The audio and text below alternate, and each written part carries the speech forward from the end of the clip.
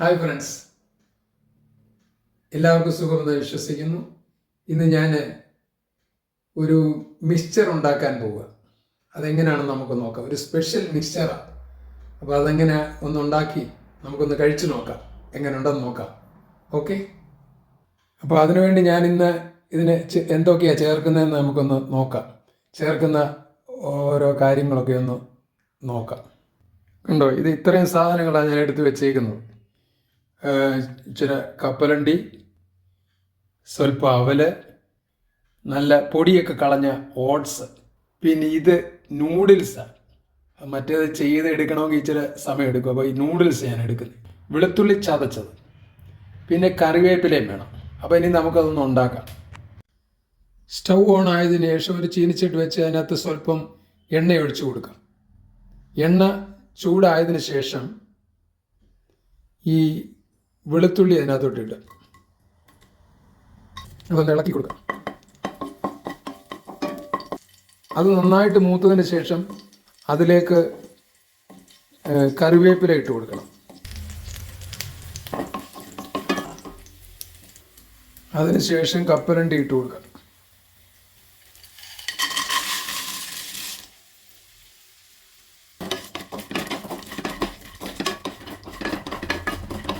ലേശം ഉപ്പിട്ട് ഇതിനകത്ത് കൊടുക്കും.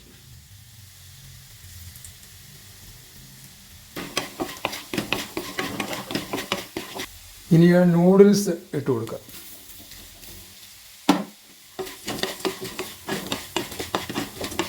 ഇനി നമുക്ക് സ്വല്പം മുളക് പൊടി ഇട്ട് കൊടുക്കാം. മുളക് പൊടി ഫ്ലെയിം കുറച്ച് വെക്കണം, അല്ല ഇത് കരിഞ്ഞു പോകും. ഇനി നമുക്ക് ആ ഓട്സും അവലും കൂടി ഇട്ട് കൊടുക്കാം. ഓട്സും അവലും ഇട്ട് കൊടുക്കാം.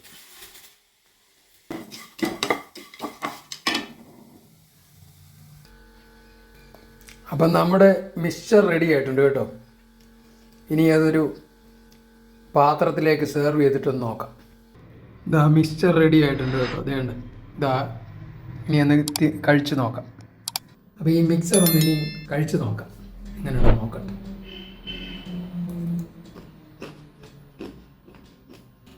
കൊള്ളാം കേട്ടോ. അപ്പം നിങ്ങൾ ഇതുപോലെ ഒന്ന് ഉണ്ടാക്കി നോക്കാം. ഇതിനകത്ത് ഇട്ടിരിക്കുന്നതെല്ലാം നല്ല ഗുണമുള്ളതാണ്. ഓട്സൊക്കെ നല്ല ശരീരത്തിന് നല്ല ഗുണമുള്ളതാണ്. അപ്പം ഇങ്ങനെ ഒരു ചായകളൊക്കെ ഒന്ന് കഴിക്കാൻ നല്ലതാണ്. ഓക്കെ, അടുത്തൊരു വീഡിയോയുമായി ഞാൻ വരുന്നതിന് എല്ലാവർക്കും നന്ദി പറയുന്നു. Okay, thank you.